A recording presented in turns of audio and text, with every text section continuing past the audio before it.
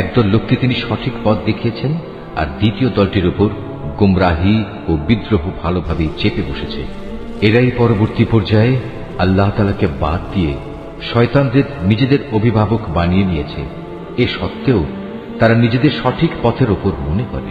হে আদম সন্তানরা, তোমরা প্রতিটি ইবাদতের সময়ই তোমাদের সৌন্দর্যমণ্ডিত পোশাক গ্রহণ করো, তোমরা খাও এবং পান করো, তবে কোনো অবস্থাতেই অপচয় করো না, কেননা আল্লাহ তাআলা অপচয়কারীদের কখনো পছন্দ করেন না।